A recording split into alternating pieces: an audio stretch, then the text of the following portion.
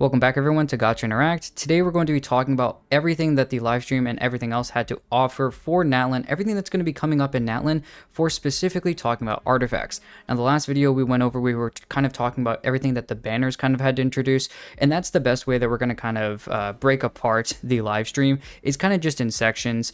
Now looking here at a lot of the things in the artifacts, alongside of, getting free 5 stars and getting all these great things in these banner changes, it's a lot easier for people to pull in the future.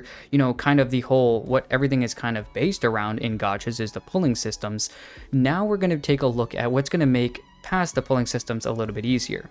And so the first thing we want to talk about is Sanctifying Elixir. It's the idea that you can choose the main stat on an artifact piece on your goblet, sands, and your circlets, at least from what I can see. You can probably even do it on the flower and feather as well. But the idea here is that you can choose 2 affixes or 2 substats for these artifacts. So Rift, what are your initial thoughts when you see this? Yeah, well, some of my first thoughts on this, of course, it's an awesome change and I'm very excited for it. And as someone who's always been building my characters, I'm almost done. I have like 5 left of the characters that I own. It's been a long journey, and to see something like this to really speed up the process of just when you're working on artifacts, as we all know, there's a lot of RNG, and for some people, it can take a matter of just a couple days if you get really lucky, and for others, it can take months even. So with the amount of variableness that goes into just farming your artifacts, I think something like this, an item like the Sanctifying Elixir, is going to be very awesome, especially when it comes to, I think what you actually mentioned, Vixen, outside of recording, was goblets, because goblets have the biggest pool of main stats. So it's very difficult to actually get an on-set whatever damage bonus you're going for or whatever. It's very hard to get the good substats. So let's say you do get the right set and the right main stat, you can actually affix that double crit on it if that's what you're going for, or just whatever you need for the character. I think that's something that's going to be very highly coveted. But I mean, obviously the same thing can be said with your circlets. You can finally get those crit rate or crit damage circlets that you're looking for, and then just slap on the opposite crit stat and a good scaling stat, whether it's attack or HP based on the character. It's going to just make it a lot easier to actually get what you're looking for. I can see also people saving up their Sanctifying Elixir and just kind of building a character for free. If you had 4 of these, you can really just get all 4 pieces as easily as you want to, basically. I think that's an option if you want to do that. I don't know if you should do that, but it works, and you could just get a character built in pretty much an instant. Yeah, it's a great change. I'm very excited for this, especially as we get these new characters as well, and getting these new characters as well as the new domains with the new artifacts, which we'll actually be talking about here in just a minute. And this actually happened with Arlecchino, where she comes out, but also her domain, it's not like her domain was out long enough for people to just pre-farm. So an item like this, once again, is just going to help get that build even faster for a character that's new upon release, while their artifact set is also fairly new upon their release. So I think it'll help for things like that. I totally agree. Everything that has to do with the Sanctifying Elixir is going to be great. It's going to help us build a lot more characters, especially new characters that are coming out. Those sets that are coming out in the future, it's going to make pulling and you're really grinding those sets going to be easier. For instance, a lot of the new sets that are coming out, instead of grinding them for so long to get those perfect pieces for the people that hyper invest, it's going to be a lot quicker to jump to the next character. And even for the people who are, looking like you, Rift, who are a little bit more wide range on building so many different characters, having those as your backups for those heavily invested characters is going to be nice to kind of save Right. and back all those up, whereas the characters you're just kind of building just to build, you can actually take the time and energy on in Resin to not use up the Sanctifying Elixir on them. So I'm sure that's going to be good for that as well. Yeah, and some general advice I could give based on this, I would say try to hang on to these as you get them, because I take it it's going to be a very rare thing to come by, kind of like crowns. They're not just going to hand them out left and right. And we've seen from the live stream that you can get them possibly from exploration as well. So I think hanging on to them is a good idea. Don't use them just all the time. Use it kind of sparingly. Be smart about it. I would say if you're thinking about using it on a character that you really are looking into build, you're trying to get the really good stats on, save it for a character like that, and make sure you have at least the 3 or maybe even 4 other pieces for all 5 pieces. Like if you're going for a 4-piece set, I'd say make sure you get the 3 of the 4 really good and well built, whether it's the flower or the feather usually, and one of the you know, the sands, the goblet, or the circlet. Once you have one of those that's really solid, then at that point I would think about using it then to get the last fourth piece for the 4-piece set. And then obviously you'll probably already have your 5th-piece set being pretty good too. Jumping on to the next thing, we're going to be talking about artifacts. Although it's going to help us to, you know, obviously use the sanctifying elixir that we have and that we're going to be able to get. Now let's go ahead and talk about the 2 new artifact sets. Now, if you want to know a little bit more of an in-depth analysis about the artifact sets, you guys can go watch a video that we've already made about them.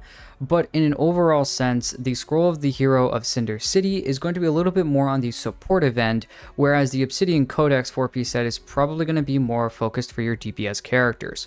Now, the reason I want to talk about this, specifically at least for me, is the difference. Actually, I was talking to a friend about kind of they're wanting to get Kinich and Mualani, and obviously, you know, these are both DPS characters that we're going to get in the future.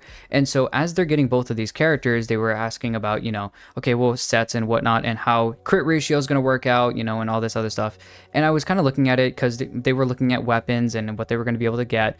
And the idea, though, was that this 4-piece on Obsidian Codex can give you 40% crit rate. Now, I'm going to talk about the 4-piece. It states that after the equipping character consumes 1 Night Soul point while on the field, crit rate increases by 40% for 6 seconds, and this effect can trigger every 1 second.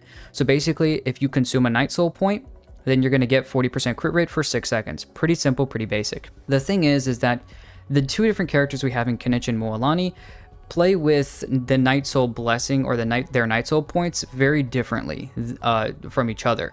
Basically, the Night Soul points are going to most likely be in every single Natlan character. So just like how we see a lot of the HP changing that's kind of going on in Fontaine characters and a lot of the Elemental Mastery basing and a lot of the Sumeru characters, now we're going to be going into basically a new mechanic, at least for this. The reason I'm bringing this up is because this is consuming 1 Night Soul point, and you're going to want this to happen pretty quickly so that you can make sure every 6 seconds you can always trigger it. Well, characters like Kinich are going to be a little bit more focused on he's slowly increasing his Night Soul points over time and then doing a huge decrease of them. And then slowly increasing and then a huge decrease. And so he's not going to probably be able to grab that first crit rate buff immediately. And so his 2 big hits in his rotation might not be as big, but I still do think this is going to be a good set for him. So don't necessarily be scared to, you know, basically not grind the set for him if you want to.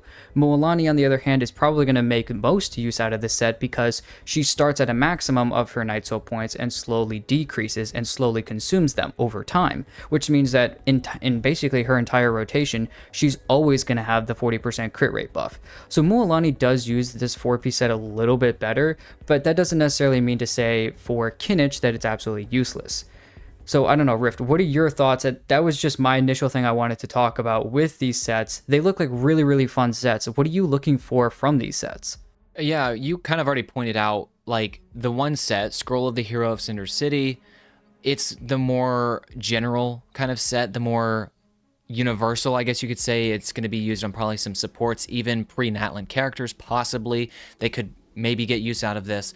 And then the Obsidian Codex is the one that's seeming very designed for those Natlan specific DPSs, much like we see Marshalze Hunter being very good for a lot of our Fontaine characters. The interesting thing about that is that Marshalze Hunter became good for really, in theory, any kind of DPS as long as you're using Farina. And so kind of, and you know, I've talked about this before in our last video that we talked about the artifacts, but it makes me wonder, is there something maybe with the Archon or just a character that allows Night Soul points to be thrown onto other characters that don't use it normally? I don't know, it's just something, you know, kind of just food for thought. But this is basically looking at Obsidian Codex, kind of the next major region's version of Marshalze Hunter. So I think it's going to be definitely a good overall best in slot for a lot of the DPSs. Now, of course, if they get their own sets as they're releasing, obviously their own sets are probably going to outweigh that. But like I was saying, the scroll set does look a lot more generic. I think I'll probably be using that on my Kachina, and I'm really excited to get her. As you guys know, we are getting her for free upon doing the Archon quest, so that's a really great thing, and I think using that set on her is going to be very good. I think there are other sets you could use for her. I guess we'll just have to kind of figure that out, because we're not really talking about like what sets you should be using on or this character or that character. But the main takeaway here is looking specifically at these sets. I guess one of the questions for some players and even new players would be, is this set resin efficient? Is it actually worth the time putting into? And for me personally, I would say yes, it is. And the reason being is, well, it's a new domain. You can't strongbox it or anything like that. And obviously, a lot of these new Natlan characters are going to want this set right off the bat. So that's what I think in terms of resin efficiency. And also, I think just in speaking of resin efficiency, the next thing we wanted to talk about was additions to the Strongbox. But before we move on to that, Vixen, did you have any other lasting impressions or thoughts about these specific 5.0 Natlan artifacts? No, I think you put it in perfect terms, actually, that should be kind of what we're going after, making sure that, these sets are going to be new. Remember how good Golden Troop and Marechaussee were good for Fontaine characters. Oh, yeah. How good Deepwood and Gilded Dreams were good for Sumeru characters, obviously, and then Emblem obviously has just been a staple for so many other characters. So definitely very good. So I definitely think these beginning sets are, hopefully, if they follow in suit, are going to be good sets for a lot of characters. The next thing that we want to talk about is talking about the new additions to the Artifact Strongbox. So Rift, these are bringing all the way up, all the way to, speaking of Marechaussee and Golden Troop, bringing us from Deepwood up to Golden Troop. So what are you thinking about this? This is really a good change, and not just for all players, but really even the new players being able to just kind of use the fodder artifacts that you're getting from wherever you're farming and just throwing those 5-star level 0 fodder back into the Strongbox. To throw something like Marechaussee and Golden Troop in here, a lot of us weren't really expecting that. I was expecting throwing the rest of the Sumeru artifacts in, up to the Nymph Stream and the Voracash's Glow. I wasn't gonna expect Hoyoverse to throw in the first set from 4.0. That, because I just felt like that was asking for a lot, because whether or not they threw that in, the Marechaussee Golden Troop domain is just so resin efficient, whether or not it's strong boxable, because I mean, Farina is a universal character in the game, probably one of the best characters. Like, you cannot go wrong pulling Farina. And so if you're farming Golden Troop, you're also farming Marechaussee, which can be used all over the place, especially if you already do have Farina. Like, you can't go wrong with that domain in general. It's just resin efficient no matter how you look at it. So the fact that they're putting in the Strongbox, I think it's awesome, because for us players that are going to be farming the new sets, which I would highly recommend, even if you are new, throwing all that fodder once again into something like Marechaussee, it's going to be awesome for a lot of those characters that are using it. Like I said, if you have Farina, they can use that. If you're pairing with Farina, there's a lot of plunge teams you can do that want that. Farina herself, I mean, Fischl's best 4-piece now is Golden Troop, whereas before it was just 2-piece mixed with attack. So it's just a good set to use. It's a good domain. And then looking at all these other ones, the Deepwood Gilded is another domain that's kind of just like that. Like you've stated before, Vixen, in this video and even videos past, the first domain of each major region seems to always have really good value that even lasts. Like, Deepwood is just a really good set that you should be using in any kind of Dendro team. It should be on someone. It doesn't have to be Nahida, it doesn't have to be Alhaitham or whatever. As long as someone has it, that's what you're looking for, and you need to have someone on it, right? Because Alhaitham obviously likes Gilded as his best set, but if no one else in your team's running Deepwood, then running the numbers by the chart, Alhaitham should be using Deepwood in that scenario. But in the optimal scenario, you should have Deepwood on a support. And it's just a goated set. You really can't go wrong with it. So looking at all this, I think it's just going to be a great change and kind of allow a lot of us players to focus on the new set and then be able to throw that fodder into these other sets. I totally agree, and never mind, running into, if you're already doing Marechaussee and you're grinding that in Golden Troop or Deepwood or whatever, it's very nice to have the option to just basically take your fodder. Even if you are still doing the Deepwood domain, you can still do the Deepwood, the Golden Troop, whatever domain, and still just throw your fodder back into that specific set to still get more. Now, talking more about the fodder or just basically those useless artifacts, we do want to talk about how, never mind those 5 stars, but now the 4 stars and lower that you're gaining. So actually, instead of just sitting there clicking auto add for 47 years trying to get your artifacts leveled that you've gotten from the Strongbox or from the domains or whatever, now we're going to be talking about the last thing, which is salvaging artifacts. Now, back in previously, travelers could only get more from salvaging artifacts this specific way.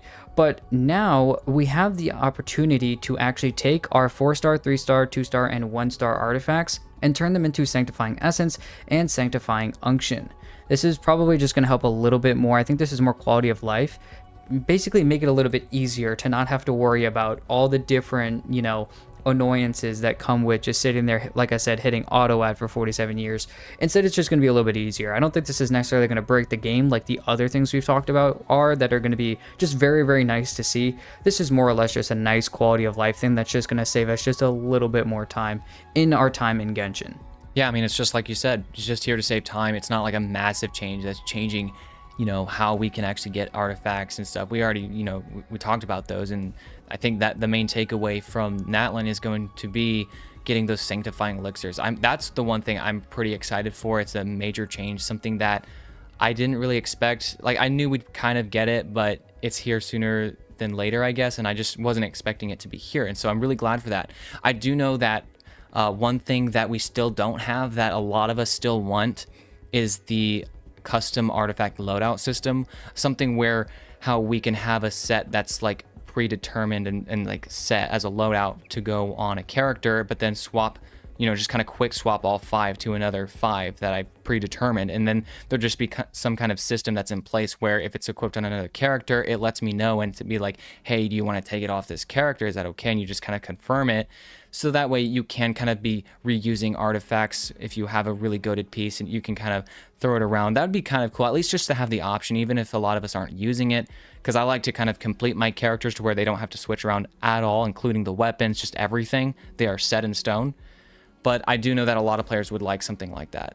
Well, that's everything we've got talking about the artifacts and everything that we've really gotten from the live stream, as well as just from other speculations. If you guys have anything else that you guys are maybe looking forward to with these, kind of what you're most hyped for looking at artifacts, go ahead and let us know down in the comments. And thank you guys once again for watching the video. Please go ahead and like and subscribe, and we'll see you guys in the next one.